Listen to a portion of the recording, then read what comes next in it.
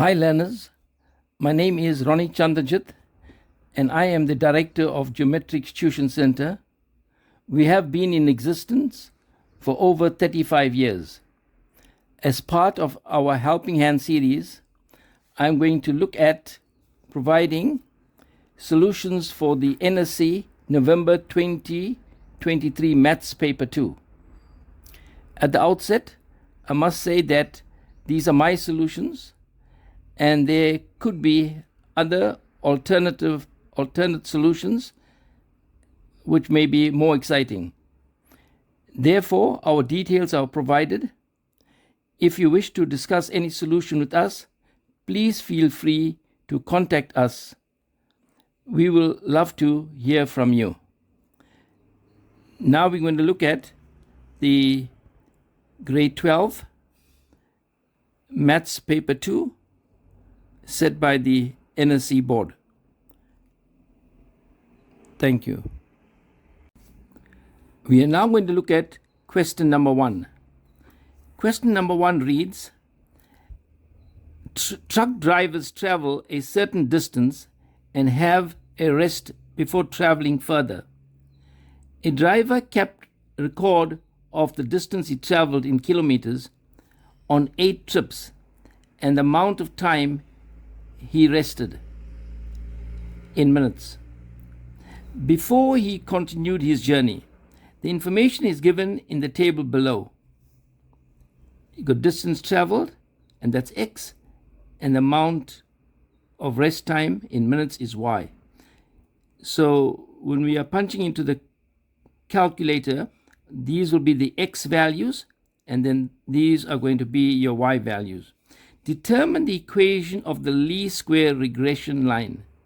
Now, in order to do that, we have to firstly fill in the data into our calculator, and we now switch our calculator on and we go to mode,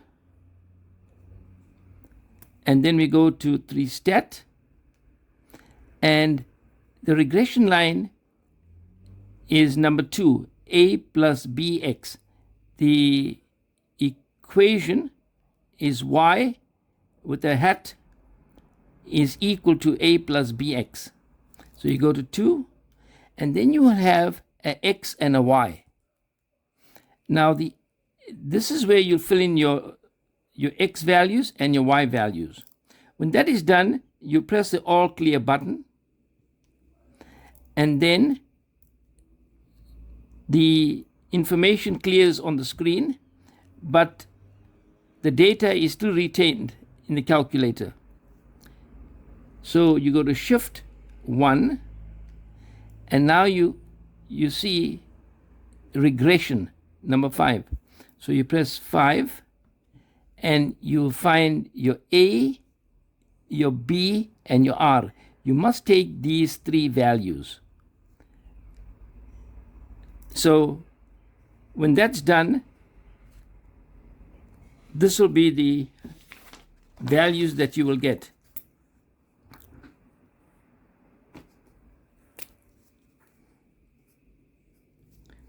Let's write down the values here. My A, my B, and the R. Now the A is negative 23,85, rounding off to 2 decimal places. Your B is 0,23, and your R is 0,98. So 1.1 says the equation of the least square regression line is y with a hat. Now, learners, you must understand, why do we have y with a hat? Is because the y is a predicted value, and it is your dependent. It depends on the x value.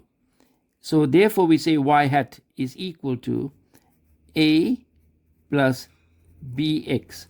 Now my a value is minus 23,85 plus my b is 0,23x, and that is your answer.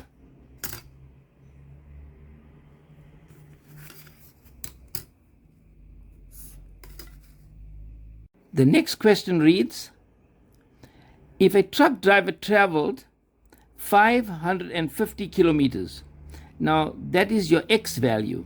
So your x is equal to 550 kilometers. Predict the amount of time in minutes that he should rest before continuing his journey. So I take this x value and I feed it into this equation. So because y is the predicted value, and that'll be in minutes, we minus 23,85 plus 0,23, and the x value is 550, and you punch this into the calculator and you should get an answer of 102,65 minutes. And that's how you find the solution to that problem. The next question reads, write down the correlation coefficient of the data. Therefore, at the outset, I told you to write down the three values. So my R is equal to 0,98, and that is the correlation coefficient. Then in 1.4, interpret your answer to question 1.3.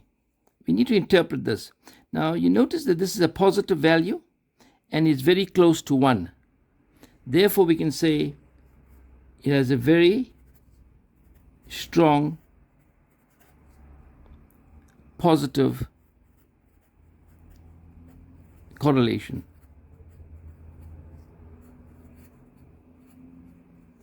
And that is the answer.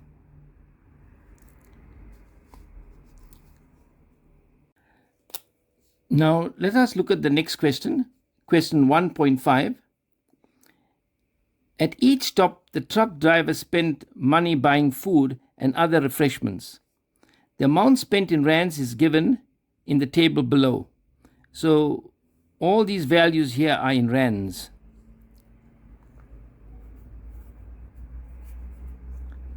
Now, in order to do that, we need to also punch these values into the calculator, and the way it's done is we switch on the calculator, we go to mode, we go to 3 stat, and now we go to 1 variance, and then you fill in the data which says X, and these are all your values, and then you do the same. We go to all clear, and then you go to shift to 1, and then you go to 4 variance, and then you'll see number 2 is mean and 3 is standard deviation. So I will go to 2 is mean and 3 is standard deviation. So I'm going to write down those two values, the mean and standard deviation. So the mean, calculate the amount of money spent, the mean amount of money spent at each stop, 1.5.1. The mean is equal to the sum of x over n, and in this case the mean value is going to be 150. Then in 1.5.2 they tell us calculate the standard deviation, and standard deviation, which is also small sigma, is equal to 50,5. If you were in 2 decimal places, you could have put a 0 there, but it's got no value. Then the next question that's asked is that how many stops did the driver spend an amount that was less than 1 standard deviation below the mean? So in 1.5.3 you have the mean, which is 150, and then it is 1 standard deviation below the mean. 1 standard deviation. So from the 150, you will have to subtract 50,5, and it will give me an answer of 99,5. So how many stops did the driver spend an amount that was less than? Then look at an amount that was less than 99.5, less than 99 Rand 50. And I think there is only one solution there, which is 50. So it'll be at 1 stop. And that is the solution to that problem. Now, let us look at question number 2. At a certain school, the staff committee wanted to determine how many glasses of water the staff members drank during a school day. All teachers present on a specific day were interviewed. The following information is shown in the table below.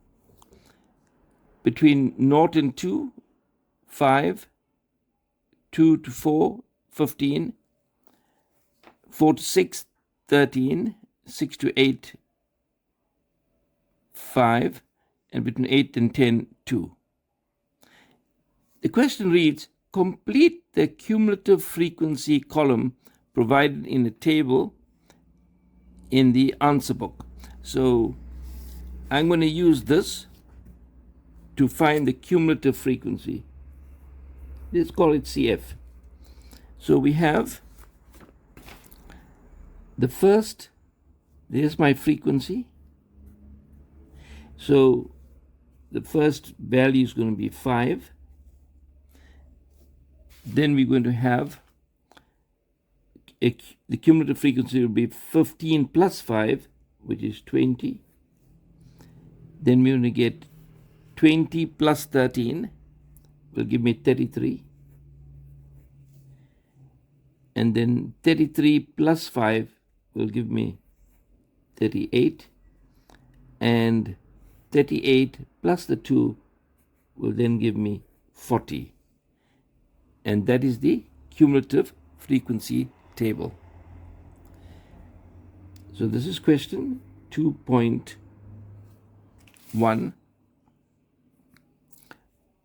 2.2 reads, how many staff members were interviewed? Now, to work out how many staff members were interviewed, you look at the value, looking at the cumulative frequency, the last value will give you the number of teachers that were interviewed. So there were 40 teachers. And that's how we get the answer. The next question is 2.3. And the question reads, how many staff members drank fewer than 6 glasses of water during the school holiday? Fewer than 6 means less than 6. So from 0 to 2, between 2 to 4, and from 4 to less than 6. All these teachers drank less than 6. So to get that answer, we simply have to take 33. So it will be 33 teachers. And that's how we get the answer. Question 2.4 reads, the staff committee observed that K teachers were absent on the day of the interviews. It was found that half of these K teachers drank between 0 to fewer than 2. So half of K will be half K. So I could go and fill that here, and in the staff members, between 0 and 2 plus half K. Then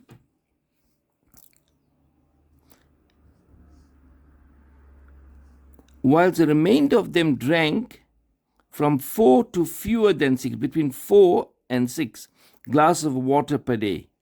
So the rest of the teachers will be, if the first value is half K, then we are left with another half K, and that half K belongs to this class interval between 4 to 6. So between 4 to 6, be another half K. Now, when these K teachers are included in the data, the estimated mean is 4 glasses of water per staff. How many teachers were absent on the day of the interview?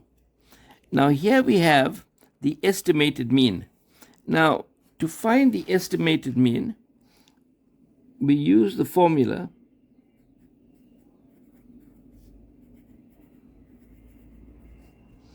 is equal to the sum of f times x over n. Now this f is the frequency, there's the frequency, and the x is the midpoint. So I need to find the midpoint. I need to find the midpoint, x. Now between 0 and 2, to find the midpoint, we add the 0 and 2 and divide by 2, and we get 1. Then we take the 2 and the 4, we add that up, we get 6. And then we divide by 2 and we get 3. We take the 4 and the 6, we add that up, we get 10. Divided by 2 is 5. And you can see the pattern now is 3, 5. The next one will be 7 and 9. Okay. 8 plus 10 is 18, divided by 2 is 9. So now what I need to find is f times x. So we need to work that value out.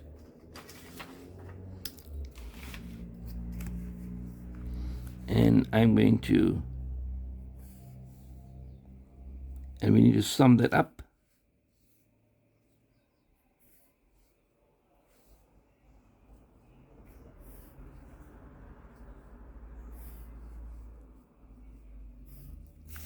So let's go and find out what is f times x. So it's going to be 1 times 5 plus half k. And 1 times, when you multiply 1 times any number, the number remains the same. So it will be 5 plus half k. 15 times 3 will give you 45. Then you're going to get 5 times 13 plus half k. You'll get 5 times 13 is 65 plus half k times 5 is 5 over 2k. Then you'll get 5 times 7 will give me 35. And you'll get 9 times 2 will give me 18. And now we need to sum this up. Okay. And when you're using the calculator, you can sum that up. You get the sum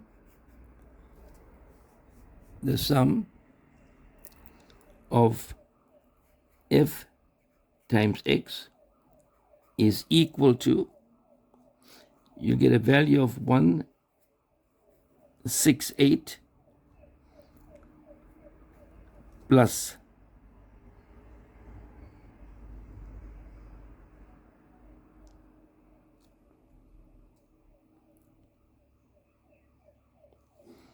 a 5 over 2 plus half will give me plus 3k. So, but we are given that the estimated mean is 4. So there's the estimated mean is 168 plus 3k divided by n, and in this case the n is going to be, now the n is different, it'll be 40 plus the k, teachers that were absent. So there'll be 40 plus k, and that's equal to 4, and I'll put the 4 over 1, and I will cross multiply. And I will get 1, if that times that, and it'll be that times that. So I'll keep the 4k on the left hand side. So I'll get 4 into 40 plus k is equal to 168 plus 3k times 1 will give me 168 plus 3k. Now I open out the brackets. I'm going to get 4 times 40 is 160. 4 times k is 4k, is equal to 168 plus 3k. Now, I simply solve for k. I take the 3k across, I'll get 4k minus 3k is equal to, I now take the 160 across, will be 168 minus 160. 4k minus 3k leaves me with k. 168 minus 160, and the answer is 8. So the question that we had was, how many teachers were absent on the day of the interview? We can simply say there were 8 teachers were absent. And that's how you solve that problem. Now, let us look at the next question, question 3. And question 3 reads, in the figure, L is the point minus 41, S is the point 45, and N is the point minus 2 minus 3, are the vertices of a triangle having SLN equal to 90 degrees. LN intersects the x-axis at K. Now, the first question that's asked here is, calculate the length of SL and leave your answer in third form. Now, that's question 3.1. So, we must find the length of SL. SL, now I prefer the formula SL squared is equal to x2 minus x1 all squared plus y2 minus y1 all squared. Now this obviates the square root, and the formula looks much pretty with 2 to the squares. Now what is x2? Right? We can say 4 minus 4 becomes plus 4 all squared plus y, 2 is 5 minus 1 all squared. 4 plus 4 is 8, squared is 64. 5 minus 1 is 4, squared is 16. You add that up, 64 plus 16 will give you 80. And now we will say SL is equal to the square root of 80, which is equal to 4 root 5. And that's how you do this question.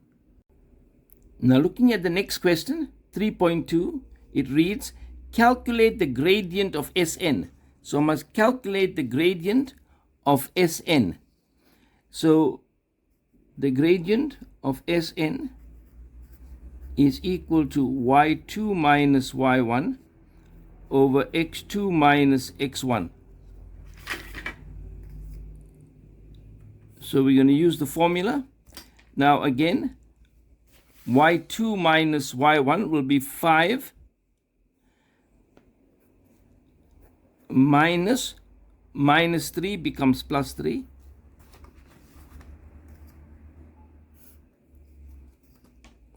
And you have x2 minus x1 will be 4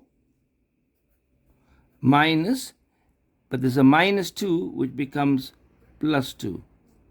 So we're going to get 5 plus 3 is 8 over 6. 4 plus 2 is 6. And that simplifies to 4 over 3. And that is the gradient of Sn. The next question we're going to look at is question 3.3. And it reads, calculate the size of theta, the angle of inclination of Sn. There's a line Sn and there's theta. So let us look at that. Now we already know that 3.3, we know that the gradient of Sn is 4 over 3. So in your formula sheet, you'll see that there's a formula called tan theta is equal to m, which is the gradient. So I'll have tan theta is equal to 4 over 3. Now I need to find the angle theta. So I will go shift tan 4 over 3. So you have a formula like this. 10 to the negative 1, 4 over 3. And you punch that into the calculator, and you should get an answer of 53,13 degrees. I'm working at 2 decimal places. And that's how you solve the problem. The next question reads, calculate the size of LNS. Calculate the size of LNS. I need to find this angle here. Now, whenever you work with a right angle triangle, you can use SOHCAHTOA. SOHCAHTOA.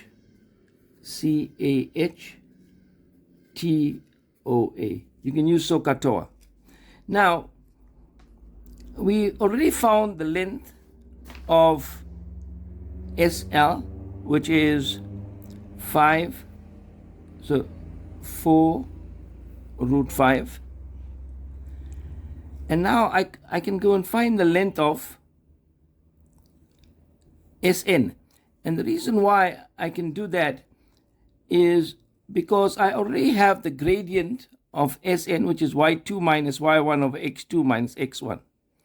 So I can find the length of Sn. So I'll say, this is question 3.4. I could say that Sn squared is equal to x2 minus x1 all squared plus y2 minus y1 all squared. Now, the x2 minus x1 all squared is 4 plus 2, which is 6 squared. I already have the answer, plus y2 minus y1, it will be 5 plus 3, which will give me 8 squared. That will be 36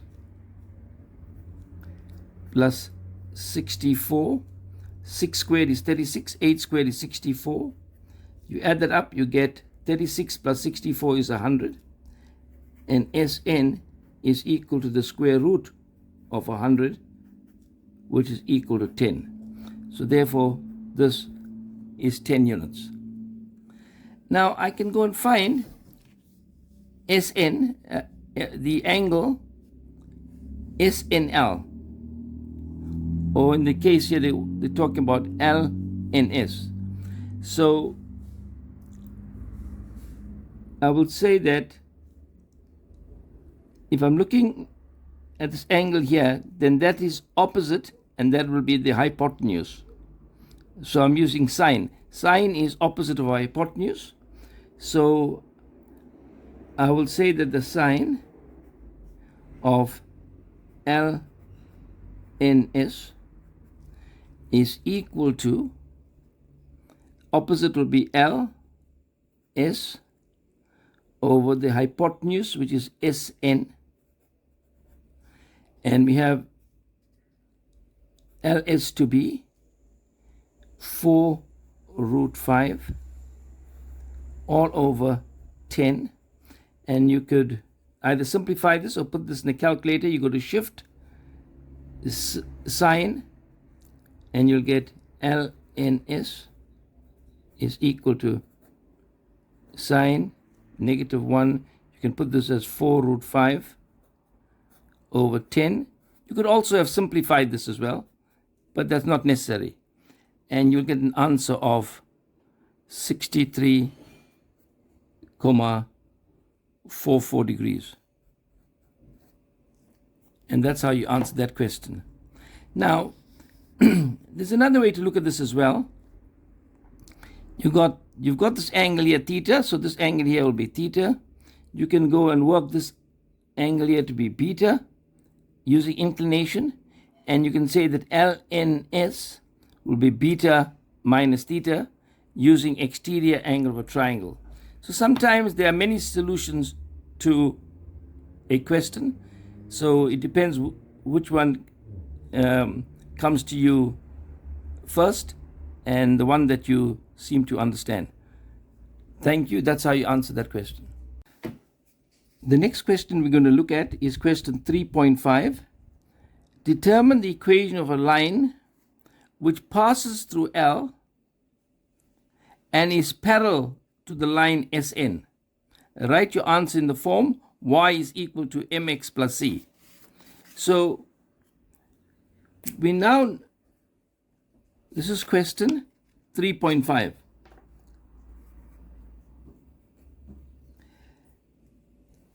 We have the point L, which is -4 and 1, and we know that the line, the gradient of the line must be equal to the gradient of Sn, and the reason there is that the line is parallel to Sn. Now, we already worked out the gradient of Sn, and the gradient of Sn was equal to 4 over 3. So this answer will be 4 over 3. So now we have y is equal to mx plus c. Now my y value is 1. My m is 4 over 3. And my x must be in bracket. It's -4 plus c. So now we're going to simplify this. We'll get 1 is equal to 4 over 3 into times -4 will be 4 times -4 is -16 over 3 plus c. I take the -16 over 3 across. It'll become 1 plus 16 over 3 is equal to c. And you can add this up with your calculator, or you can say 1 is 3 over 3, and 3 plus 16 is 19 over 3 is equal to c. So the equation now reads y is equal to, your gradient is 4 over 3x plus 19 over 3. And that's how we answer this question. The next question is 3.6. It reads, calculate the area of triangle LSN. Now, we already have found the length of LS, which is 4 root 5. Now I have to find the length of LN. So I want to say LN squared is equal to x2 minus x1 all squared plus y2 minus y1 all squared. I prefer this formula. So we're going to get x2, we can say -2 minus -4, which becomes +4 all squared, plus y2 is -3 minus 1 all squared. So I simplify that. minus 2 plus 4 is 2 squared is 4, plus minus 3 minus 1 is minus 4 squared is 16, and that leaves me with 4 plus 16 is 20. So I now have ln is equal to the root of 20, and the root of 20 is 2 root 5. So now I can use the formula half base times height. Area of triangle,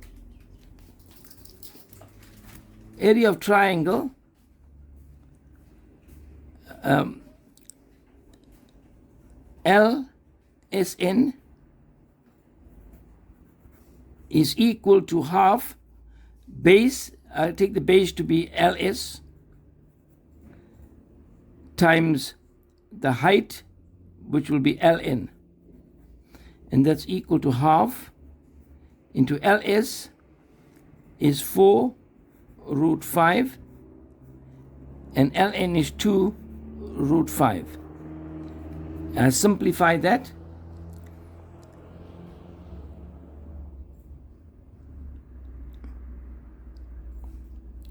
And you can put that into a calculator, and that should simplify to 20 unit squared.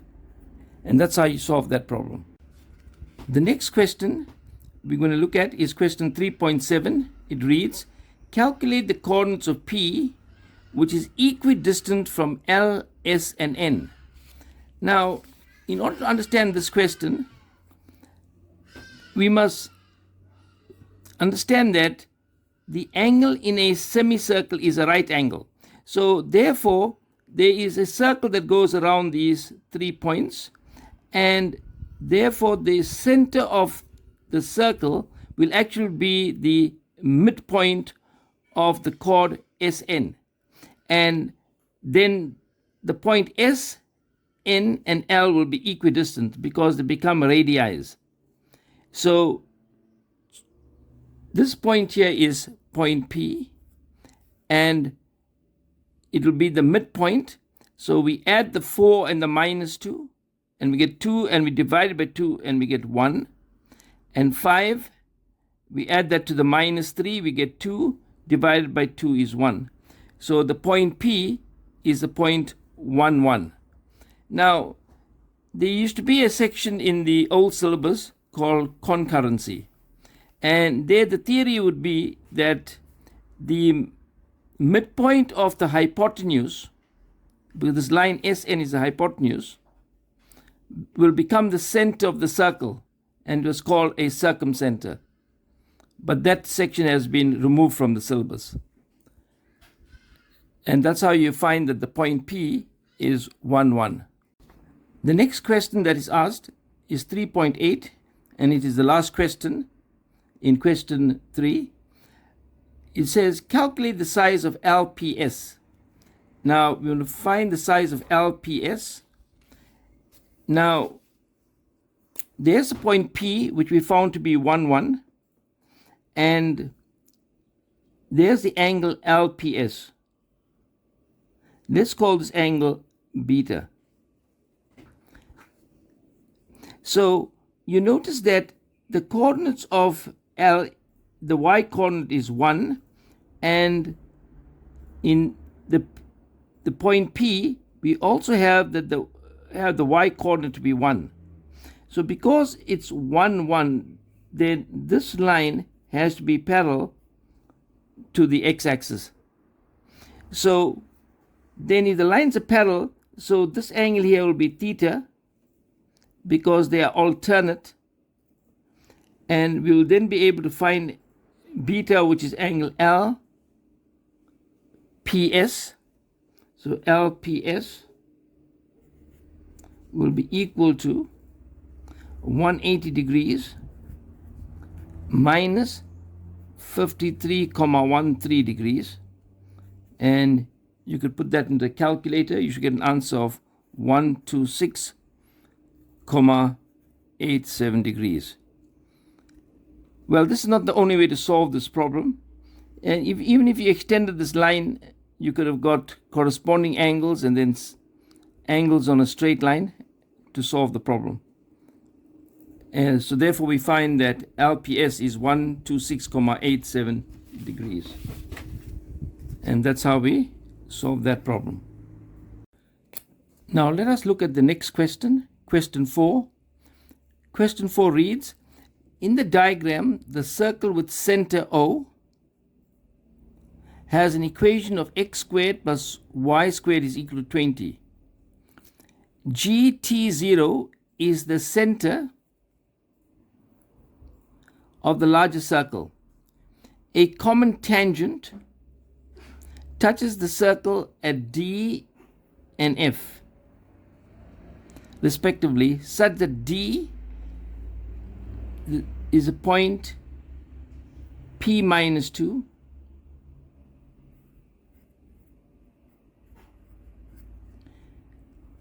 lies in the fourth quadrant. Right? Now, how do we go about answering this question? Question 1.4 reads, given that D is a point P minus 2 and lies on the smallest circle, show that P is equal to 4. So,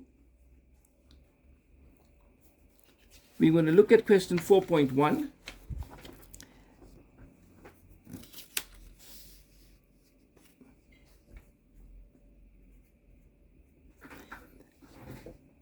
Now, the point D, which is P and minus 2, lies on the small circle, which is x squared plus y squared is equal to r squared. In this case, it is 20. So now I substitute this. I can substitute these values and solve for P. So we're going to substitute. So the x is P squared plus the y is minus 2 squared is equal to 20. I'll get P squared is equal to minus 2 squared is 4.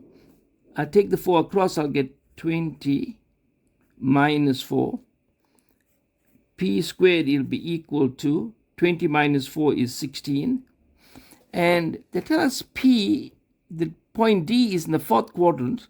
So in the fourth quadrant, P has to be positive. The x has to be positive. So you'll get P is equal to the square root of 16. It's nice to qualify this by saying that P is greater than 0. Because normally we will say that P is equal to plus or minus the square root of 16. And in this case, it's going to be 4. And that's exactly what the examiner wanted. The next question reads, and that is question 4.2. If E is a point 62, is the midpoint of DF, determine the coordinates of F. Now, we already found the value for P, which was 4. The coordinates of E is 62, and we're going to let F be xy. But that is equal to that because E is now the midpoint. So, in question 4.2, we're going to have the coordinates of D is 4 minus 2. The midpoint is E, which is 6, 2. And we're going to let F be x, y. So, if I add x plus 4, and if I divide it by 2, I must get the x value, which is the midpoint, which is 6. So, therefore, x plus 4 over 2 is equal to 6. We put that over 1, and we cross multiply. We will get x plus 4 times 1 is x plus 4. 6 times 2 is 12. Your 1 times table and 2 times table. So you'll get x is equal to, let's take the 4 across, you'll get 12 minus 4, and the answer is equal to 8. We do the same with the same method to find y. We'll say y minus 2 divided by 2 must give me the y coordinates of the midpoint, which is 2 over 1. And then we do the same thing. We cross multiply. You will get y minus 2 times 1 is y minus 2. 2 times 2 is 4. We then take the minus 2 across. We will get 4. The minus 2 becomes plus 2. And the answer is 6. Therefore, the coordinates of f is going to be, the x coordinate is 8 and the y is 6. And that's how you solve for the point f. The next question we're going to look at is question 4.3. It reads, determine the equation of the common tangent df in the form y is equal to mx plus c. Now let's see how we go about solving a problem of this nature. And there are many ways to solve this problem. But let's go with the simplest way. We found the coordinates of d, which is 4 and minus 2. We have found the coordinates of f, which is 8, 6. Therefore, question 4.3 is solved by firstly finding the gradient of df. The gradient of df is equal to y2 minus y1 over x2 minus x1.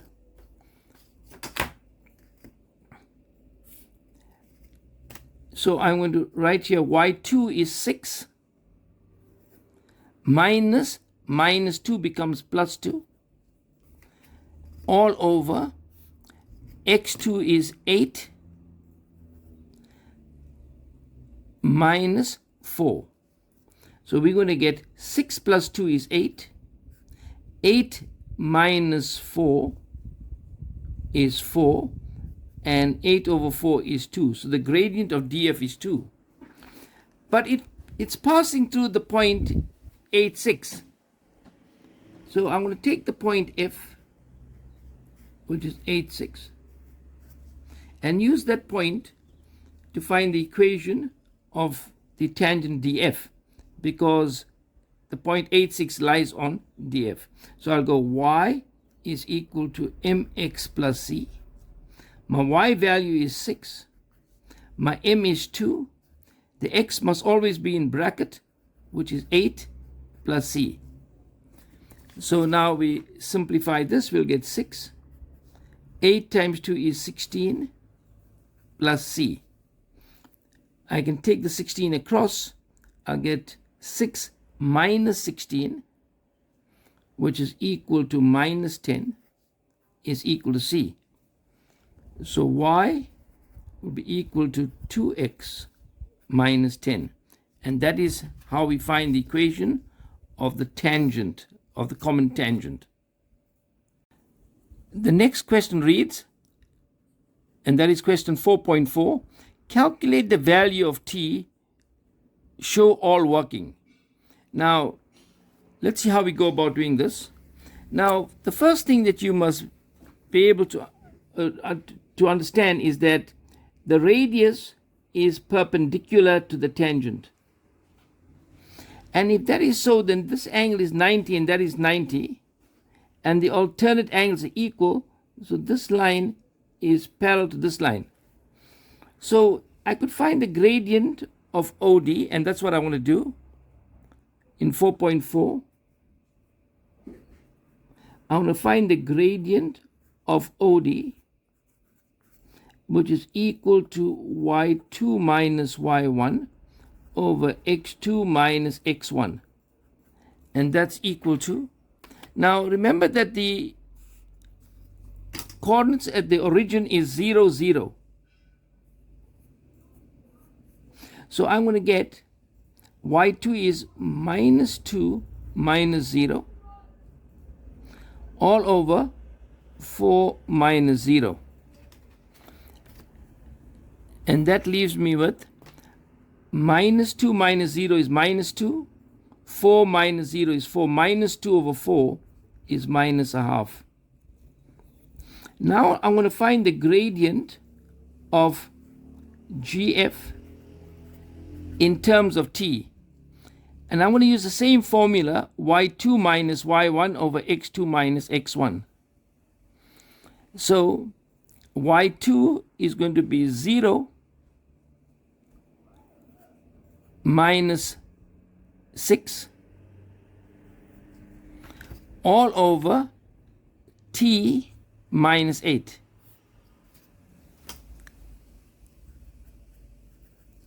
If I simplify this, I'm going to get minus 6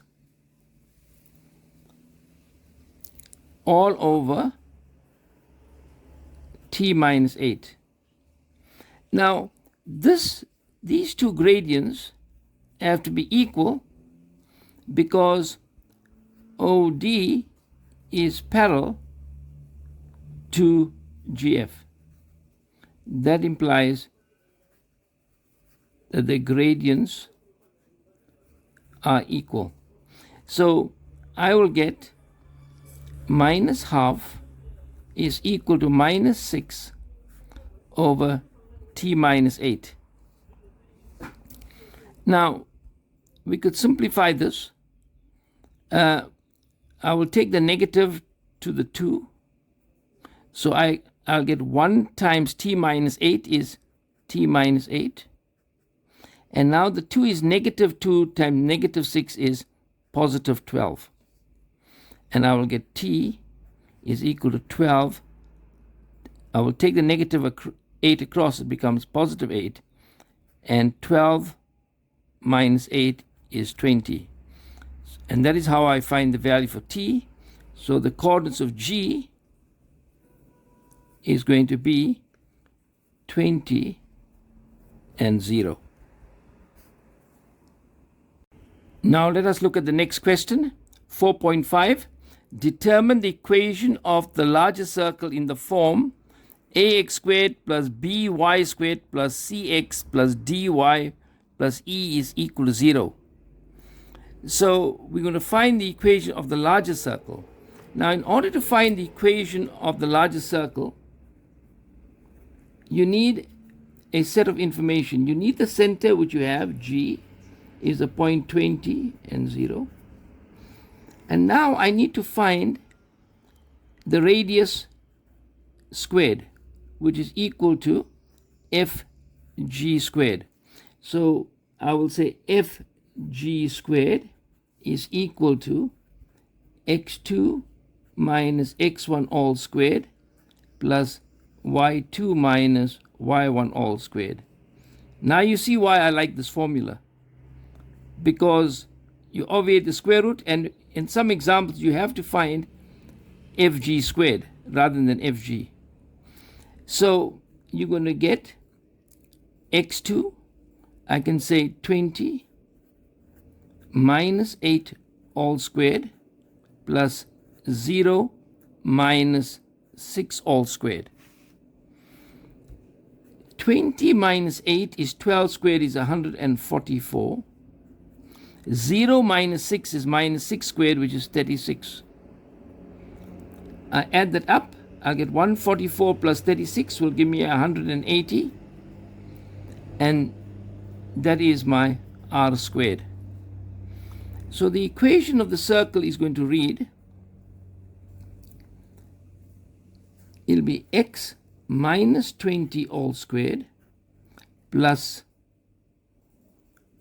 y minus 0 all squared is equal to 180. Now I have to write this, I have to open this out because I have to write it in the form ax squared plus by squared plus cx plus dy plus e is equal to 0. So I'll get x squared. Now to get the middle term, I'll copy the negative and I'll say 2 times 20 is 40 times x is 40x plus 20 minus 20 squared is 400.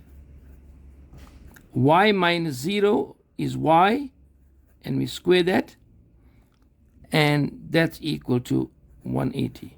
Now I'll rearrange this.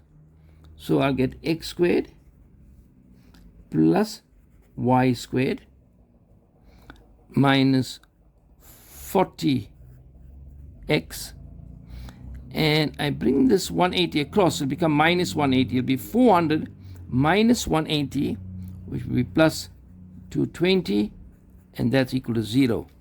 And now I've written it in the form that the examiner wanted me to write it in, and that's how we answer the question. Now let us look at the next question, question 4.6. It reads that the smallest circle must be translated by k units. This small circle must be translated k units along the x-axis to touch the largest circle internally.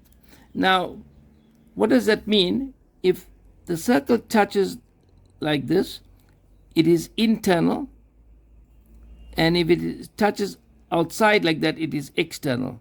So, but the trick here is that that is one solution, but there's another solution here where it touches internally as well. So we're going to look at those two aspects. Now let's see what information we have. Now we've got that the radius of the smaller circle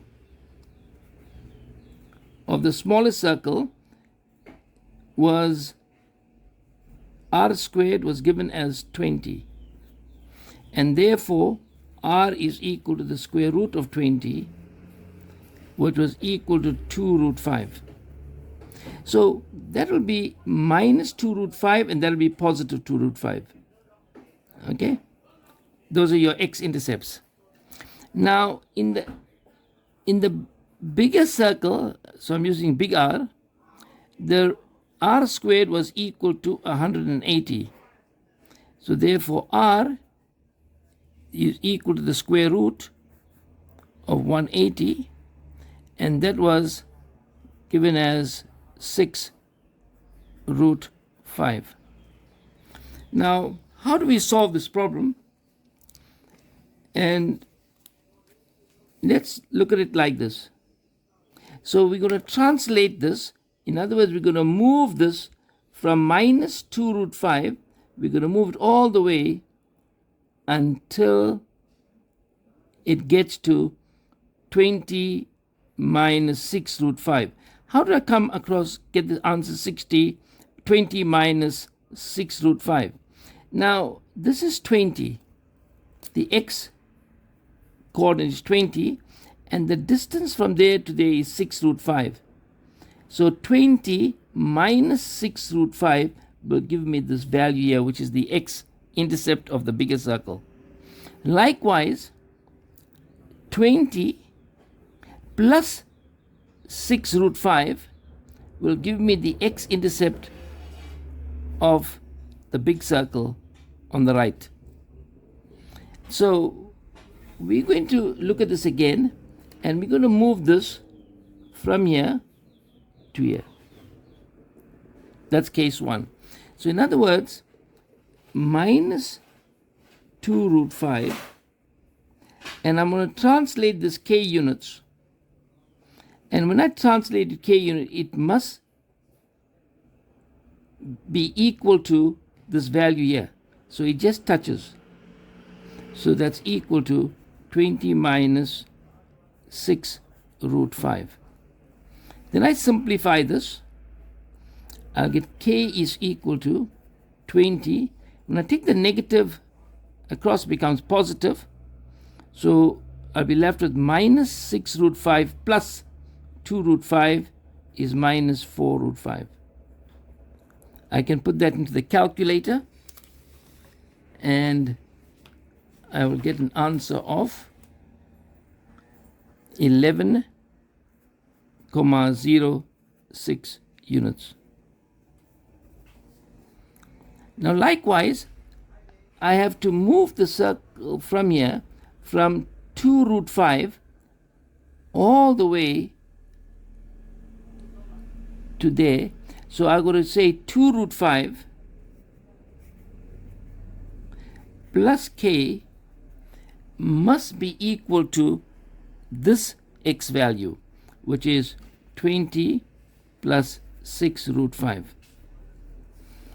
And then I solve this problem by taking the 2 root 5 across. I'll get k is equal to 20 plus 6 root 5 minus 2 root 5 is 2 root 5.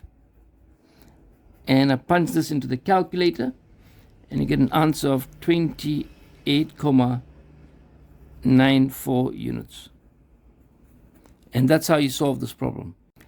Now let us look at question 5. 5.1 reads, given that sine beta is equal to 1/3, where beta is an element from 90 to 270. Now here we're going to use a method called the tick and the cross. And we firstly look at sine beta is equal to 1/3. Where is sine positive? Sine is positive in the first and the second quadrant, so I'm using a tick. And then between 90 to 270 is the second quadrant and the third quadrant. So you notice that we see the tick and the cross in the second quadrant. Therefore, the angle lies in the second quadrant. So I'm going to draw the picture like this.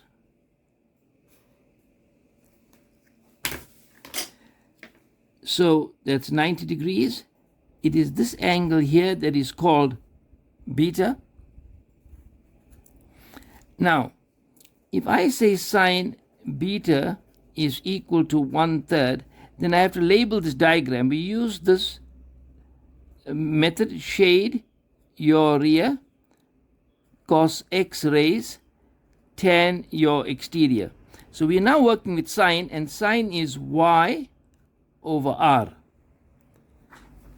So my y value is equal to 1, my r is equal to 3, and there's a point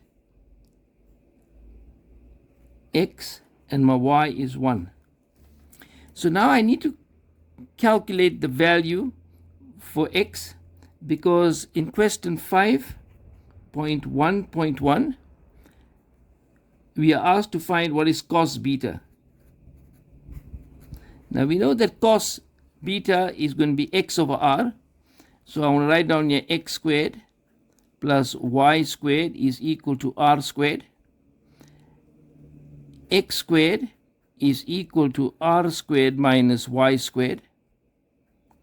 Your r is 3 squared minus 1 squared. Be careful with 3 squared. Many learners write 6, but 3 squared is 9 minus 1, which is equal to 8. And x is equal to, now, x could be negative or positive, but now x is in the second quadrant, so therefore x is negative in the second quadrant. With negative square root of 8, we can qualify this by saying that x is less than 0. And negative square root of 8 is, if you simplify that, it will be negative 2 root 2. So now I need to find out what is cos beta.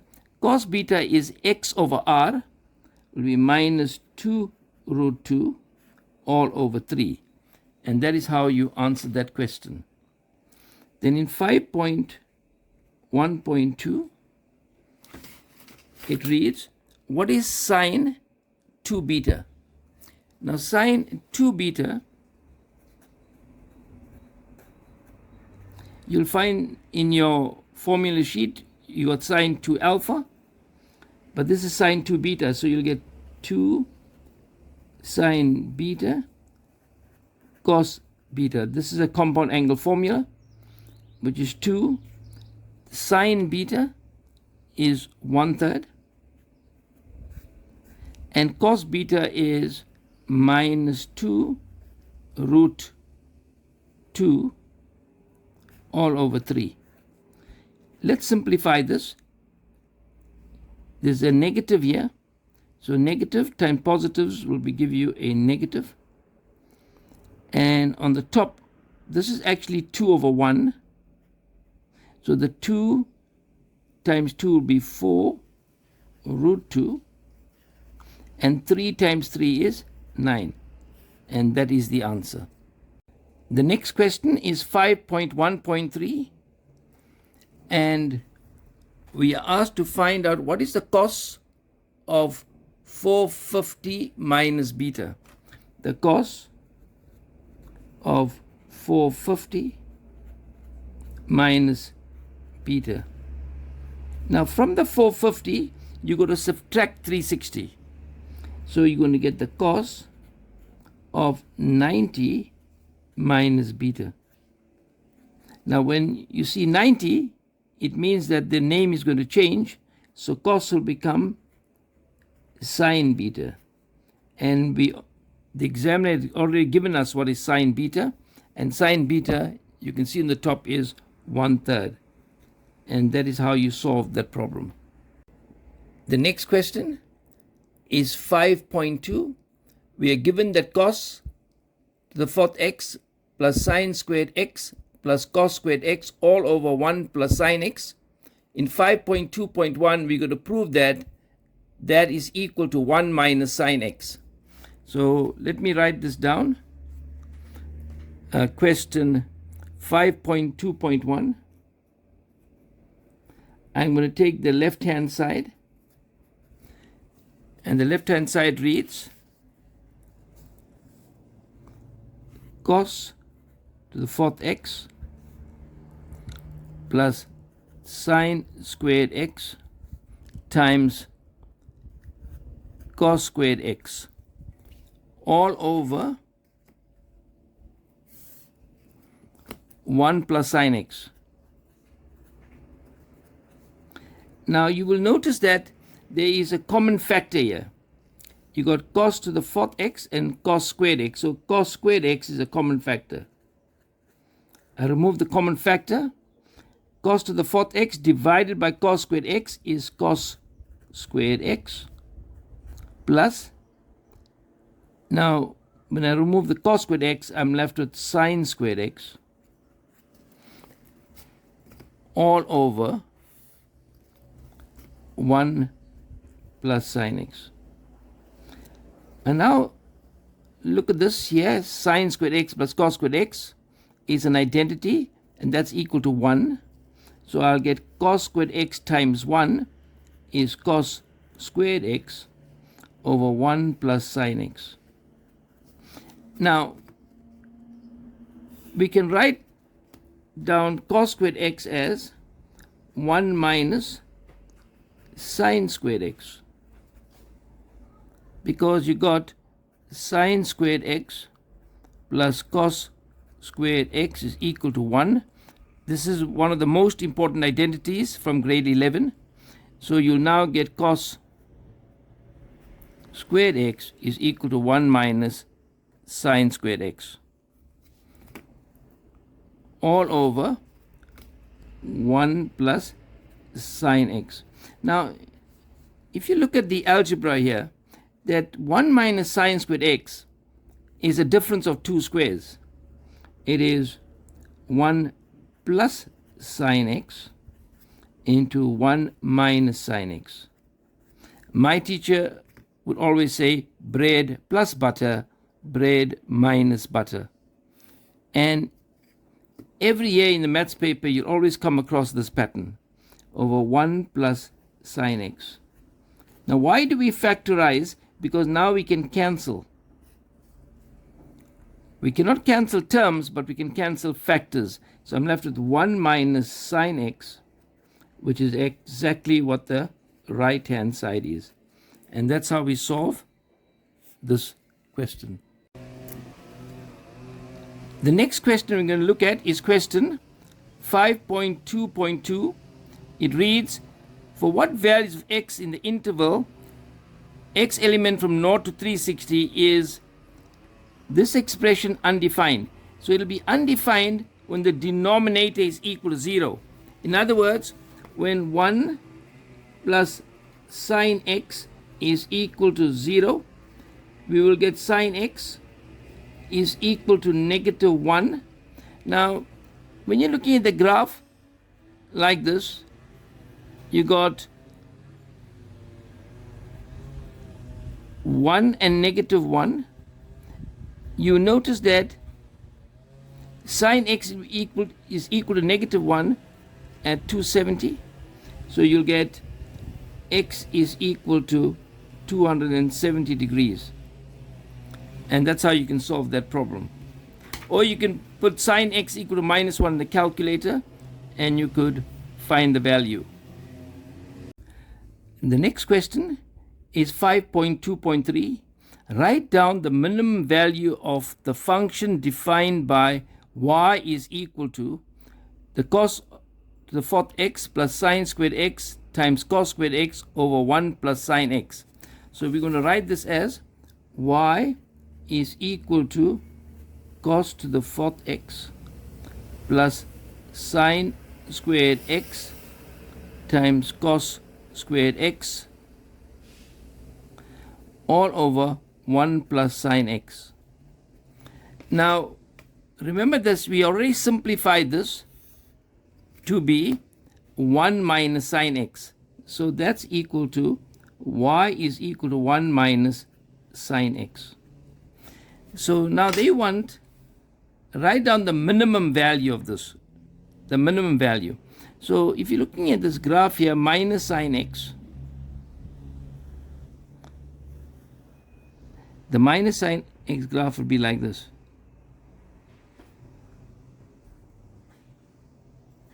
So this will be minus 1, and that's going to be 1. So we want to know what is the minimum value of this. So that's minus 1, and but I have to add plus 1, so I have to go up by 1. So the graph shifts up by 1 unit, and so the minimum value is going to be from minus 1. Now the value is going to become minus 1, the minimum value will be equal to minus 1 plus 1, which is equal to 0. And that's how you solve the problem. We are now going to look at the next question, which is 5.3. It reads, given that cos of a minus b is equal to cos a cos b plus sine a sine b, 5.3.1, use the above identity to deduce that sine of a minus b is equal to sine a times cos b minus cos a times sine b. So let's see how we can go about solving that problem. So when you look at question 5.3.1, and it reads sine of a minus b. Now that is equal to, now we have to introduce cos, so this will be the cos of 90 degrees minus a minus b. Now what we're going to do is we're going to open out the bracket here. We're going to say the cos of 90 degrees minus a, and negative times the negative is a positive b.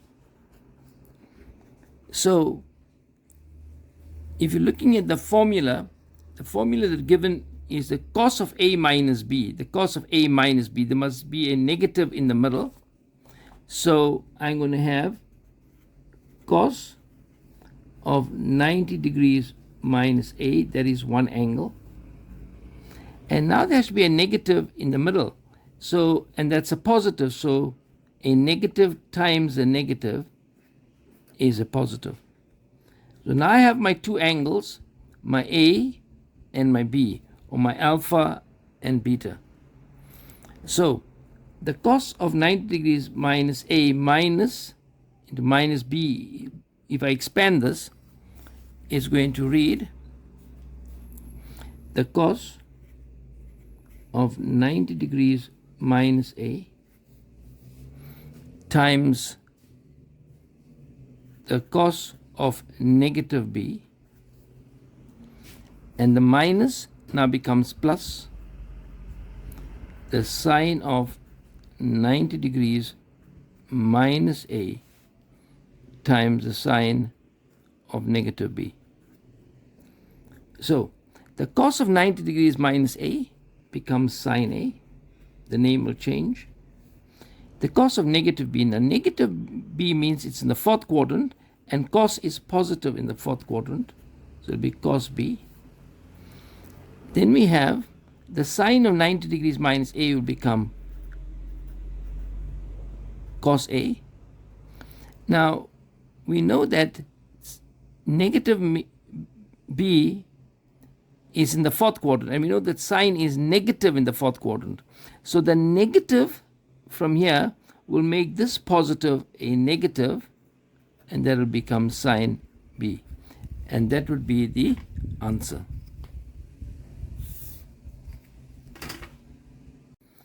Now we're going to look at the next question, which is 5.3.2, which reads hence. Hence means I must use what I proved in 5.3.1 to solve, or otherwise determine the general solution of the equation sine of 48 degrees times cos x minus the cos of 48 degrees times sine x is equal to cos 2x. So I'm going to write that down. 5.3.2, I have the sine of 48 degrees times cos x minus the cos of 48 degrees times sine x is equal to cos 2x. Now, when you look at this, is exactly what we have on the top there, that the sine A cos B, my A is 48 and my X is B. So this actually becomes the sine of A minus B, which becomes the sine of my A is 48 minus the B is X is equal to cos 2x. Now, if you want to, there's a little bit of theory here that we can look at, and where we have sine A is equal to sine B. Now, this will be true if A is equal to B, or if A is equal to 180 degrees minus B. Now, to make this a general solution, you simply have to say plus K360, put 3 dots, K is an element of Z, integers, plus K360, 3 dots, K is an element of integers. So now, if I'm going to use this theory, I then will have to convert the cos 2x to sine. So obviously we'll have to use 90 degrees, then the name is going to change. So what is the cos 2x? We can write that as the sine of 48 degrees minus x is equal to the sine of 90 degrees minus 2x. You notice that the sine of 90 degrees minus 2x is cos 2x. Now I have the A, the sine A, and the sine B. So I can make use of my theory. There's my A and there's the B value. So I can say, number 1, 48 degrees minus x is equal to 90 degrees minus 2x plus K360. 3 dots, K is an element of Z. And then I begin to solve this. I bring the minus 2x across, it becomes positive 2x, minus x plus 2x is x. And then I take the 48 across, I will get 90 minus 48 is 42 degrees plus K360, 3 dots, K is an element of Z. Then we have the second case we will have 48 degrees minus x is equal to 180 degrees minus 90 degrees minus 2x. And the reason is sine is positive in the first as well as the second quadrant. So we have plus k 360, 3 dots, k is an element of z. Now again we begin to simplify this. We get 48 degrees minus x is equal to 180 degrees minus 90 degrees. Negative times the negative is a positive 2x plus k 360, 3 dots, k is an element of z. Now I'm going to solve for x, so I'll take the positive 2x across, it'll become negative 2x, and you got another minus x here, it'll become minus 3x, is equal to 180 minus 90 is 90. I take the 48 across, it'll become 90 minus 48, which will become 42 degrees plus k 360, 3 dots, k is an element of z. Now you're solving for x, you don't want negative 3x, so you divide by negative 3, you get x is equal to negative 14 degrees minus k 120 degrees, 3 dots, k is an element of z. And that is how we solve this general solution. The next question is 5.4, which reads, simplify sine 3x plus sine x all over cos 2x plus 1 into a single trigonometric ratio. So let us look at this and see how we can simplify it. Question 5.4, it reads, sine 3x plus sine x over cos 2x plus 1. And we need to simplify this. Now, this is not an easy question for many learners. And I think the examiner should have given you all a hint here, but that wasn't to be. You should really look at, we have compound angle and double angles, but we don't have 3x. So you should think about it like this. The 3x can be written as 2x plus x, and x can be written as 2x minus x. And that would have helped you to solve this problem. So let's go and do this. And we're going to get sine 3x is 2x plus x. X is equal to the sine of 2x minus x. And now for cos 2x we have three formulas, but it's best to choose the formula that will help you to get rid of this 1. And that formula would be 2 cos squared x minus 1.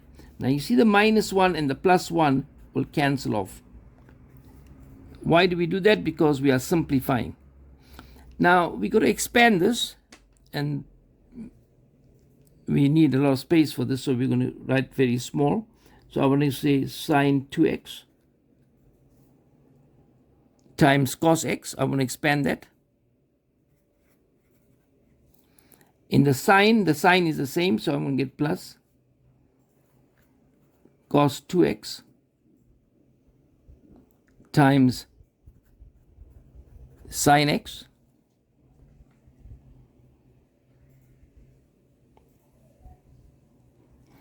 and then I expand that, I'll get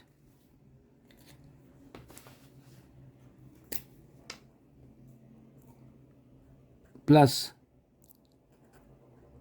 sine 2x times cos x, and the sign will be the same, it will be minus cos 2x times sine x. Now write this all over.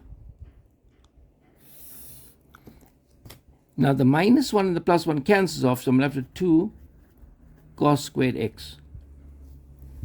Now let us look at this and see how we can simplify. I got a cos 2x sine x, and I got a minus cos 2x sine x. So that can cancel off with this. Now what am I left with? I'm left with sine 2x times cos x plus sine 2x times cos x is like pineapple plus pineapple will be 2 pineapples. So you get 2 sine 2x times cos x all over 2 cos squared x. Now let's see how we simplify this. Now straight away you can see that the 2's will cancel off, and there's a special way to cancel here. The cos x cancels off the 2, right? Because it is cos squared x, so it is cos x times cos x. The cos x will cancel the cos x, you're left with the cos x. So you got sine 2x. Now sine 2x can be written as 2 sine x times cos x all over cos x. And now we can simplify that further. The cos x cancels off, and you're left with 2 sine x, and that is the answer. The next question we're going to look at is question 6. It reads, in the diagram, the graph of f of x is equal to 2 sine 2x and g of x is equal to negative cos of x plus 45 are drawn for the interval from 0 to 180. A is a point 105 minus 1, and this point lies on the f graph, right on the period of f. Now if you've got the graph here, f of x is equal to 2 sine 2x. This affects the amplitude, and this too affects the period. Now the normal period of the sine graph,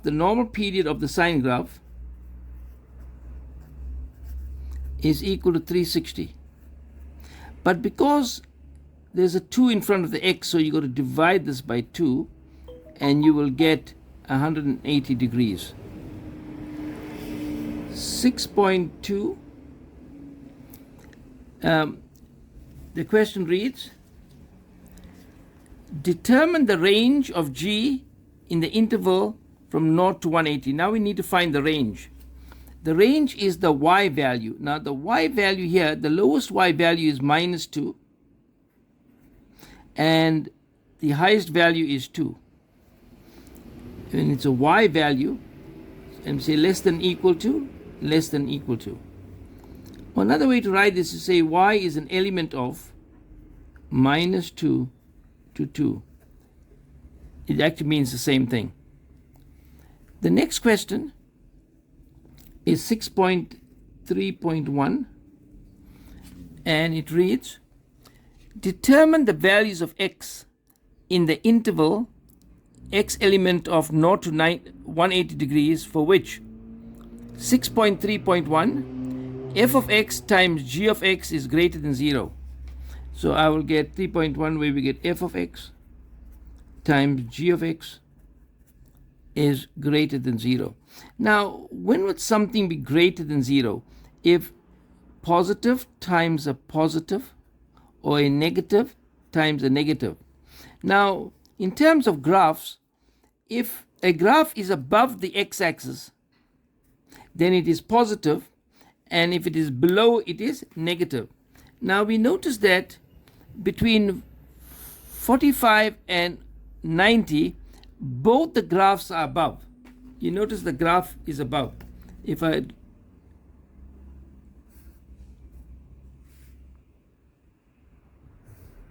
you notice that this part here, this graph is positive, the f graph, and the g graph is positive. So a positive times a positive will be greater than 0. So the answer is between 45 degrees and 90 degrees. You got x in the middle, and we want to know where it is greater than 0 and not 0, so we cannot include these values. Or we could say x is an element of 45 degrees to 90 degrees, and that would be the solution. The next question is 6.3.2, where f of x plus 1 is less than and equal to 0, where f of x plus 1 is less than and equal to 0. Now, we need to solve this here. We'll say f of x is less than or equal to minus 1. Now, there's minus 1 here.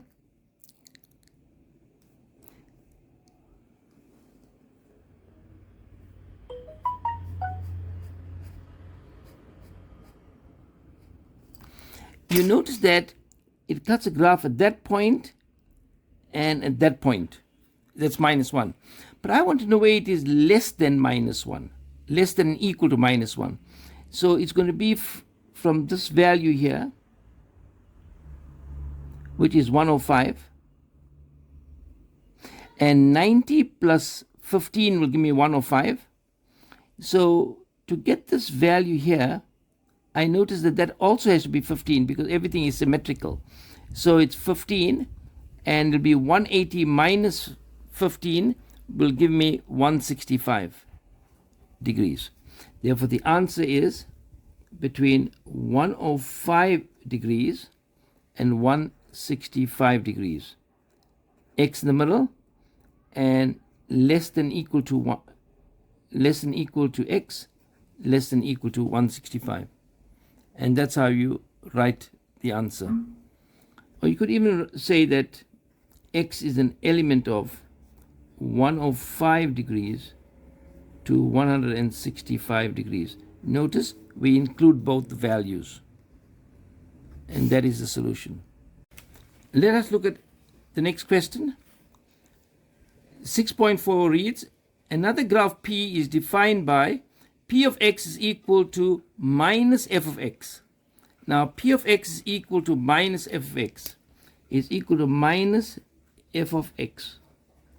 Now, f of x is equal to 2 sine 2x, so it will be minus 2 sine 2x. There's a point D, which is k minus 1, lies on P. So, D, which is k minus 1, lies on this graph. And now we want to determine the value for k. So this is y. Another name for P of x is y. So I will get minus 1, my y is minus 1, is equal to minus 2 sine 2k.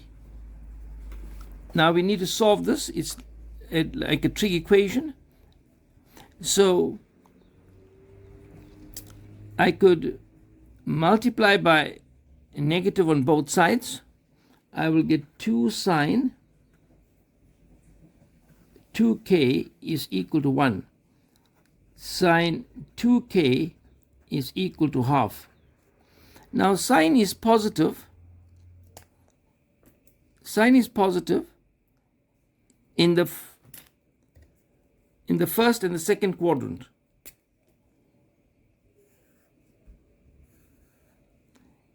And you will get theta and 180 degrees minus theta. The reference angle here is going to be 30 degrees. So now you can solve this problem here by saying, number one, that 2k is equal to 30 degrees in the first quadrant, and k is equal to 15 degrees. Or there's another case here where you have 2k is equal to 180 minus 30, which is 150 degrees. and k is equal to 75 degrees. And that's how we solve this. 6.5 reads, the graph of h is obtained when this graph g is translated 45 degrees to the left. So when you translate 45 degrees to the left, it's going to be, you're going to add 45, it'll be positive 45. So you'll get minus cos x plus 45, and now we have to add another 45 because it is translated 45 degrees to the left. So we now go and simplify this. 45 plus 45 is 90, so I get minus cos, and you get 90 degrees plus x. Now 90 degrees plus x lies in the second quadrant, and what do you know about cos in the second quadrant? It is negative. So you'll get negative into negative, but because it's 90 degrees, the name is going to change to sine x. So you'll get negative times the negative is going to be positive sine x. And that's how we solve this problem. Now let us look at the next question, question 7. It reads, in the diagram, S, T, and K lie on the same horizontal plane. RS is a vertical tower, and it's perpendicular. Vertical, it will be at 90 degrees. The angle of depression from R to K is beta. TSK is alpha. TS is equal to P units, or P meters, and the area of STK, the area of this STK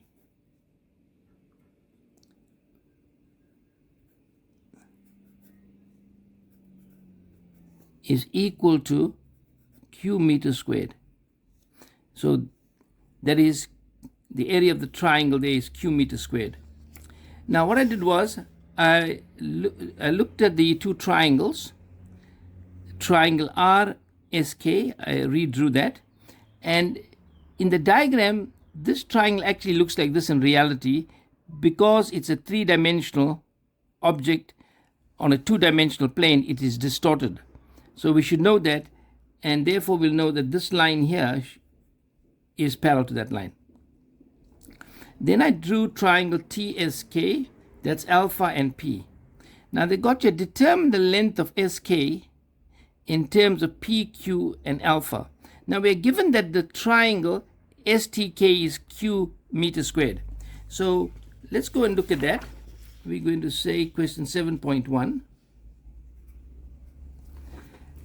The area of triangle STK is equal to Q. We leave out the meter squared. So to find the area of this triangle STK, we use the area rule, and we take alpha to be the included angle. So it's going to be half ST times SK sine of the angle alpha is equal to Q. Now ST is P, so I'll get half P times SK sine alpha is equal to Q. Now I can get rid of the half by multiplying by 2 on both sides. I will get P times SK sine alpha is equal to 2Q. But I'm solving for SK. Determine the length of SK. So I'm solving for SK. So I'll say SK will be equal to, now I don't want P and the sine alpha, so I want to divide by that. So I'll get 2Q all over P sine alpha. And now I have SK in terms of P in terms of Q and alpha, and that is my answer. The next question is 7.2. Show that RS is 2Q tan beta all over P sine alpha. Now, let's go back to this triangle here. That line is parallel to that line, so the alternate angles are equal, so this line here is beta. Now, we need to find RS, so I'll say RS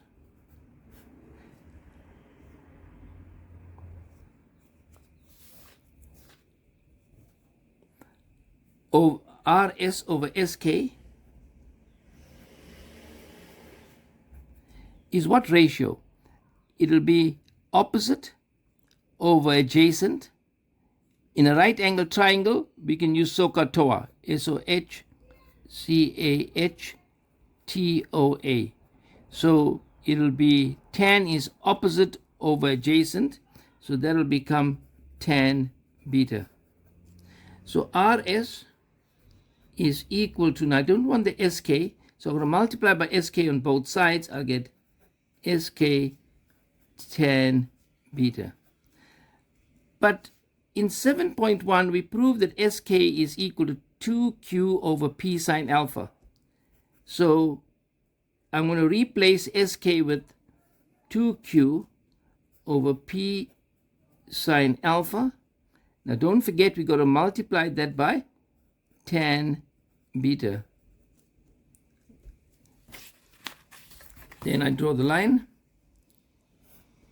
times tan beta, and if I extend this line like this, I get the answer 2Q times tan beta over P sine alpha, and that is the answer. You can see clearly that RS is equal to 2Q tan beta over P sine alpha. The next question we're going to look at is question 7.3. It reads, calculate the size of alpha if alpha is less than 90 degrees, it is in the first quadrant, RS is 70 meters, P is equal to 80 meters, Q is equal to 2,500 meters squared, and beta is equal to 42 degrees. So we have, in 7.2, we have proved that RS is equal to 2Q tan beta all over P times sine alpha. Now, what I'm going to do here is I'm going to multiply both sides by P sine alpha, or I could put this over 1 and cross multiply. So I'm going to get P times sine alpha times RS is equal to 2Q tan beta. Now I can then say sine alpha, I don't want the P times RS, so I can divide by that. So that'll be equal to 2Q tan beta divided by P times RS. Now let's go and look at the values. We got Q is 2,500. So it'll be 2 into 2,500. And beta is 42 degrees. So it'll be tan of 42 degrees. All over P. The value for P is 80 meters times RS is 70 meters.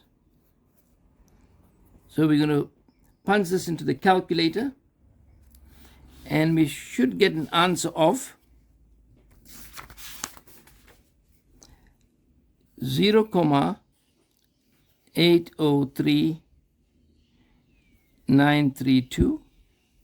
And then we go to find sine alpha. We go to shift sine, and we fill in the answer is 0.803932, and you should get an answer of 53.51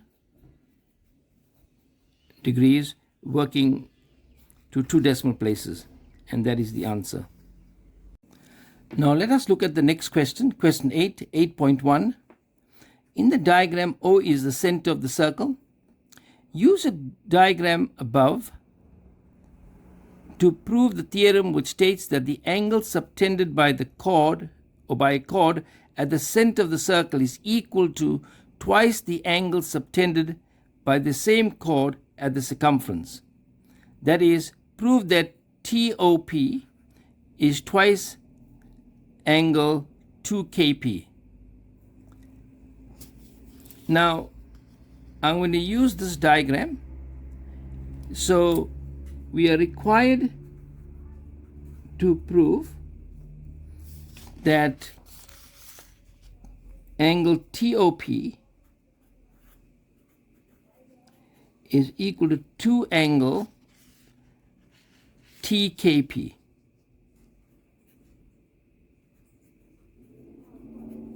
So the first thing we do is a construction.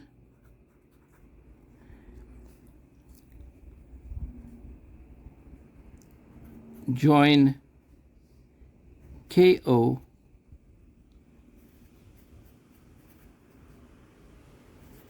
extended to M. So we're going to do that.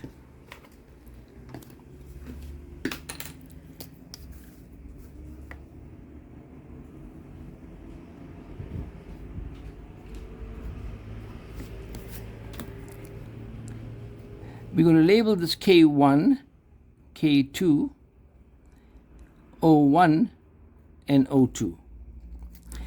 And we're now going to do the proof.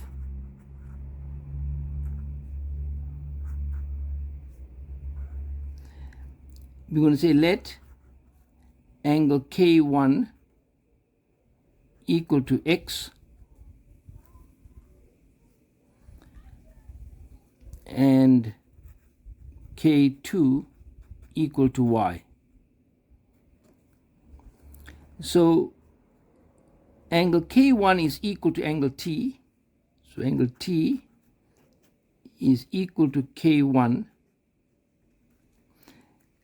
Angles opposite equal sides, because OK is equal to OT, their radii, and that's equal to X. So this angle here is equal to X. Then I'll say angle P is equal to K2, angles opposite equal sides. Now we have OK is equal to OP, and these are radii, and that's equal to Y. So now we have, this is X and that is X. I can find angle O1. Angle O1 is equal to X plus X, which is equal to 2X, exterior angle of triangle, and angle O2 is equal to 2Y. Y plus Y is equal to O2, exterior angle of triangle. Therefore, angle O1 plus angle O2 is equal to 2X plus 2Y. Now, angle O1 plus O2 is equal to TOP. And now, I notice there is a common factor, so I'll say 2 into X plus Y. And X plus Y is equal to TKP. TKP. And that is how you prove the theorem. Now let us look at the next question. Question 8.2. In the diagram, O is the center of the circle and ABCD is a cyclic quadrilateral. OB and OD are drawn. OB and OD. O1, this angle here, is 4x plus 100 degrees. Angle C is x plus 34 degrees. Now, what you can do is, if you look at the theorem that was given or was set was the angle at the center is twice the angle at the circumference. So I can go and find angle O2. Angle O2 will be equal to 2 angle C. Angle at the center is equal to 2 angle at the circumference, which is equal to 2 into x plus 34, and that's equal to 2x plus 68 degrees. Now we have this angle here, which is 2x plus 68. But angle O1 plus O2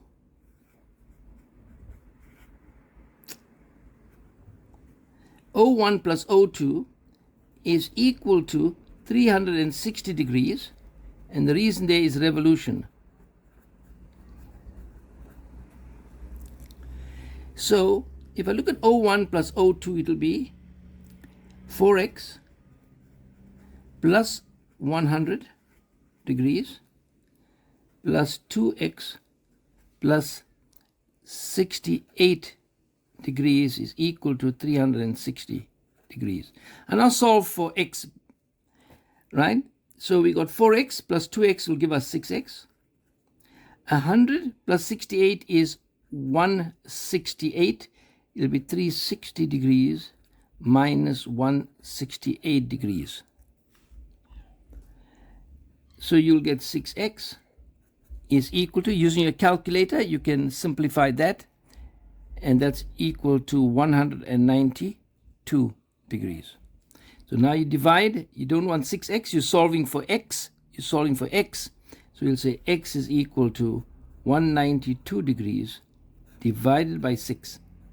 Dividing by 6 on both sides, and you'll get x is equal to 32 degrees. And that's how you solve that problem. Now we look at the next question, 8.3. It reads, in the diagram, O is the center of the circle.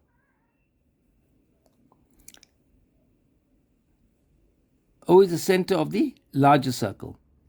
OB is the diameter of the smaller circle. So we know that a diameter subtends an angle of 90 degrees. So angle M1 will be equal to 90 degrees.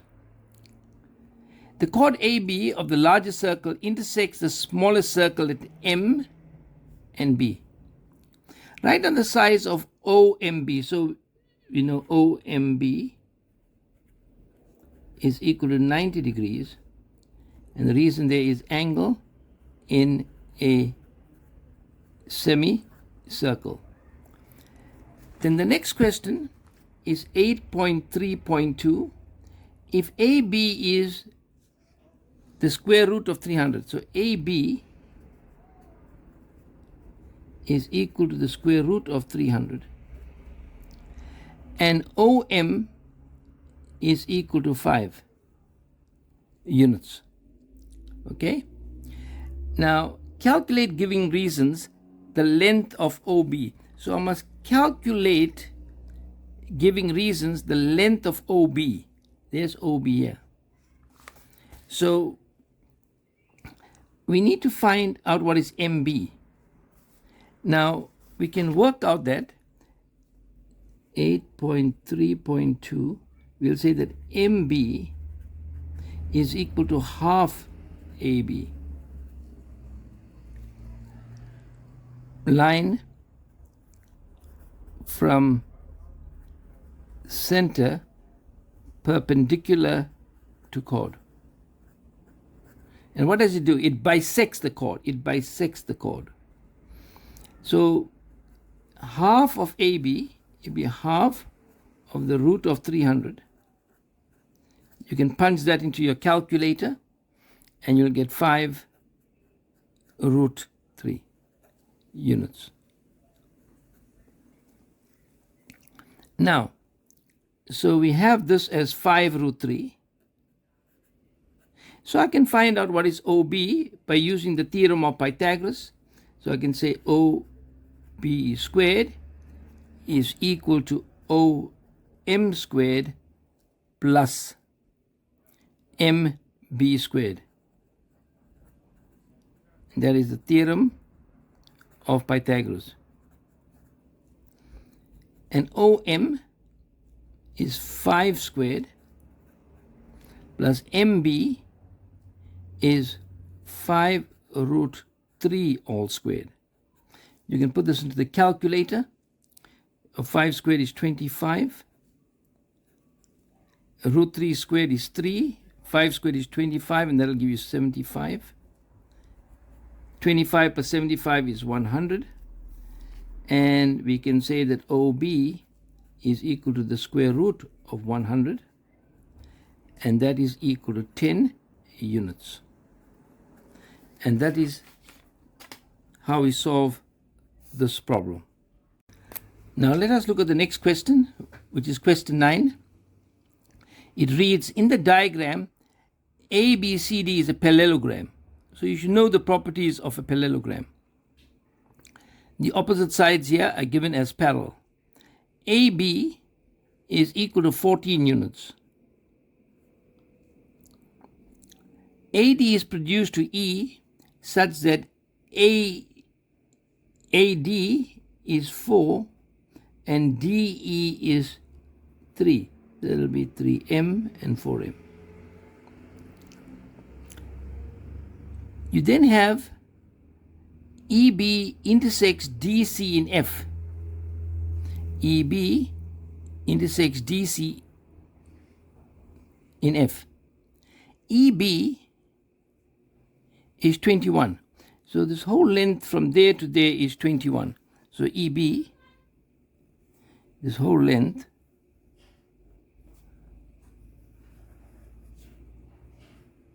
is 21 units. Calculate the length of FB. Calculate the length of FB. Now, you know that if a line is drawn parallel to one side of a triangle, it divides the other two sides proportionally. So I'm going to say that we want to find FB, so I'll say FB. You just need to follow the pattern. FB over EB. Now we look at the pattern on the other side. FB will be DA. DA over EA. Proportional intercept theorem. And the reason there is that DF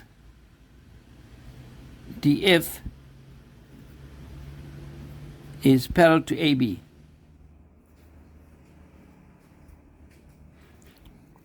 And here we're talking about this triangle EAB. So what is FB? We don't know, we need to calculate that. But we know that EB is 21. Then we got DA is 4 over EA is 7. Now we could put the M, but the M's will cancel off. Then I will cross multiply.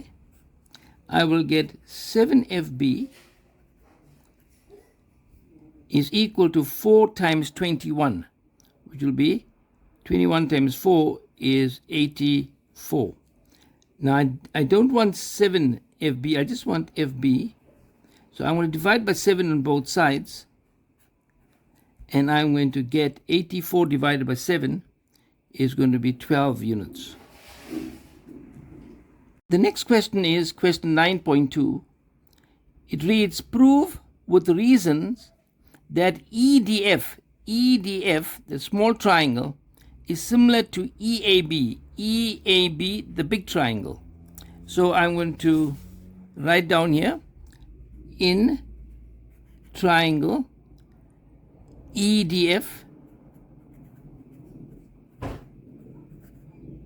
and triangle EAB. Now, for convenience sake, I'm going to label D1 and F2. You're allowed to do that in the exam as well. And we can make this angle here B1. So you'll get, firstly, number 1, angle E is common. Number 2, you'll get that D1 is equal to angle A, and that is corresponding angles, because DF is parallel to AB. And the third one is, you got angle F2 is equal to B1, remaining angles of a triangle.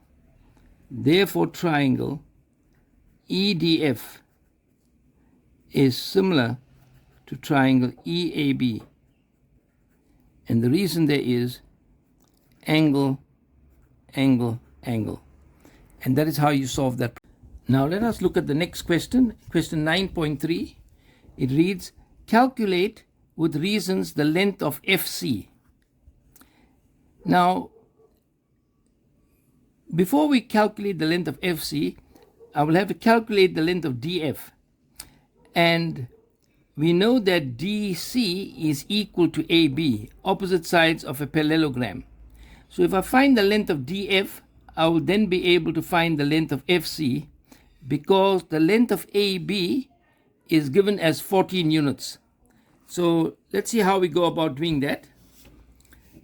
Now, we have the two triangles that are similar, EDF and EAB. So in 9.3, I have to find the length of DF. So I'll say DF. The numbers are 2, 3.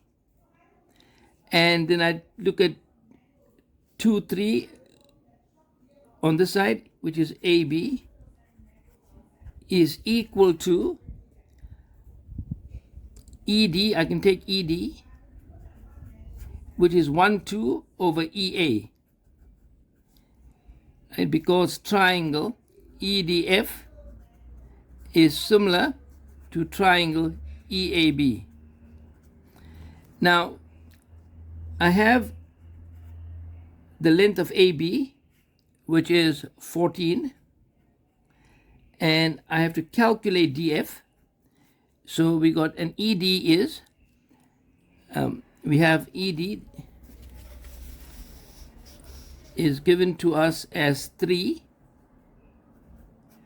over EA is 3 plus 4, which is 7. So I'll get DF is equal to 3 times 14 all over 7. Multiplying by 14 on both sides, and you'll get 7 into 14, you'll go the 2 times. So 2 times 3 will be equal to 6 units. So DF is equal to 6 units. But we have, we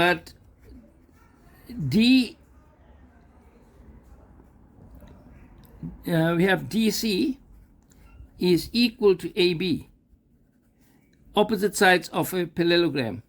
Opposite sides of a parallelogram. And that is equal to 14. Therefore, FC is equal to DC minus DF, which is equal to 14 minus 6 units. and that will leave me with 8 units. And that's how you solve for FC. Now let us look at question 10, which is the final question in the maths paper. In the diagram, PQRS is a cyclic chord. PQRS is a cyclic chord. PQ is equal to RS. So these two sides are equal, and therefore we have an isosceles triangle, and the angles opposite the equal sides are equal. Then we have tangents AR and AP, and we know that the angle between the tangent and the chord is equal to the angle in the alternate segment. RS is produced to meet tangent AP at B, and PS is produced to meet tangent AR at C. PR and QS intersect at M, and that is what's shown in the diagram. Prove giving reasons that S1 is equal to S4. Prove that S3, I must prove that S3 is equal to S4, to this angle here. So how can we do this? We're going to say that let angle S3 equal to X. So I'll let this angle here equal to X. Now, this example becomes a bit more difficult in the sense that the examiner did not label any angle as X, and we had to choose an angle that we wanted to make X in order to solve the problem. Now, I let S3 equal to X because if I can prove that S4 is equal to X, then my problem would have been solved. So I let angle S3 equal to X. And then I notice that there's a cyclic chord, and S3 is equal to RQP. So angle RQP is equal to angle S3. Exterior angle of cyclic chord. Exterior angle of cyclic chord. And that's equal to X. I always like to write the mathematics or geometry as follows: 1, 2, reason 3. If you can count up to 3, you can write geometry. But not all geometry can be written like this. So at least 90% of geometry. So I'm going to let this angle here equal to X. So now this angle will be equal to this angle, which is R3. So R3 is equal to angle RQP, angles opposite equal sides.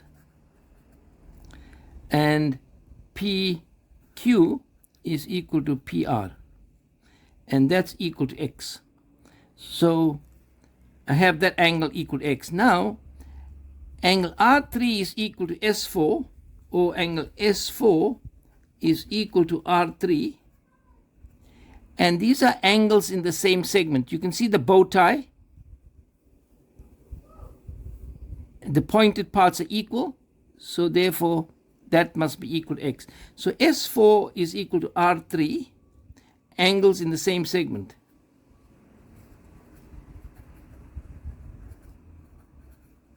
And that is equal to X.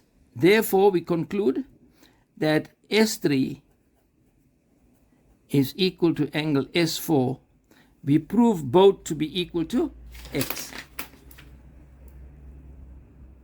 And that's how you solve that problem. Now let us look at the next question, 10.2. We're going to prove that SMRC is a cyclic chord. Now in order to prove it's a cyclic chord, you're going to prove one of three things. Either the angles in the same segment are equal, the opposite angles are supplementary, or the exterior angle is equal to the interior opposite angle. So now I'm going to look at question 10.2 and say that angle AR or CRP, because that is a tangent and that's a chord. So I can say that angle CRP is equal to angle, this whole angle here, is equal to RQP. Tan chord theorem, and that angle is equal to x. Again, you notice how I'm writing the mathematics, 1, 2, reason 3. So therefore, that angle is equal to x. But we prove that angle S4, we prove, but S4 is equal to x. We proved that. Therefore, we have S4 is now equal to angle CRP. So what did I prove? That the exterior angle is equal to the interior opposite angle. Therefore, SMRC is a cyclic chord.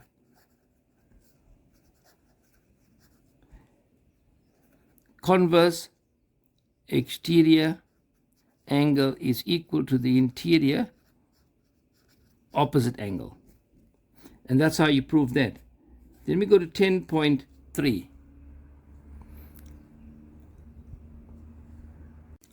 Now we come to the last question in paper 2, 10.3, and it reads, RP is a tangent, prove giving reasons that RP is a tangent to the circle passing through P, S, and A at P.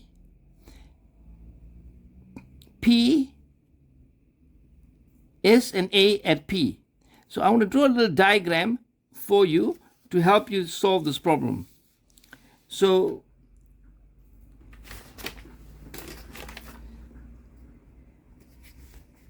we have a line that goes like this, and then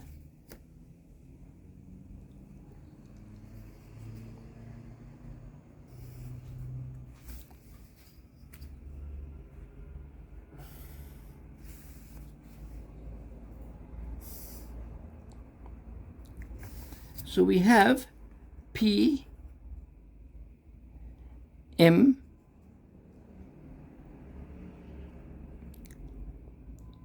SA. So I now have to prove that this line is a tangent to the circle. So this angle here is P2 and this angle is A2.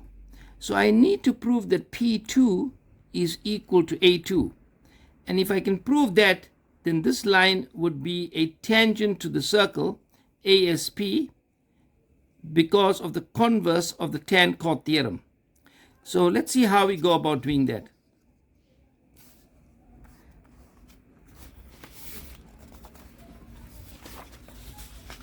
Now,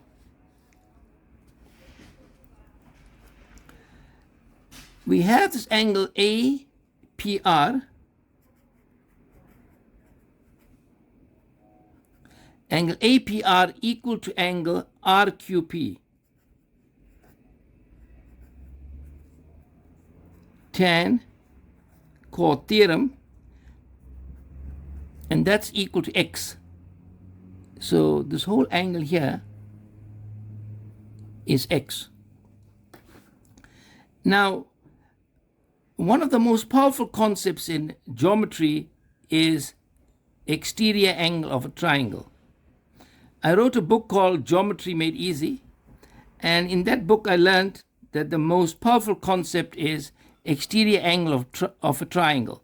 And the last question is based on that concept. Well, there could be other proofs as well. But let us look at this. Angle M3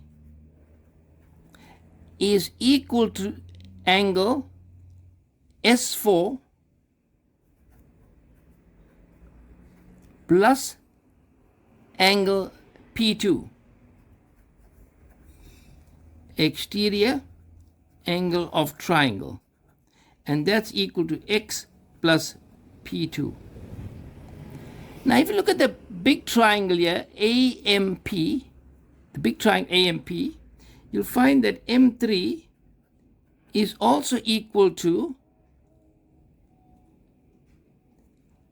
angle MPA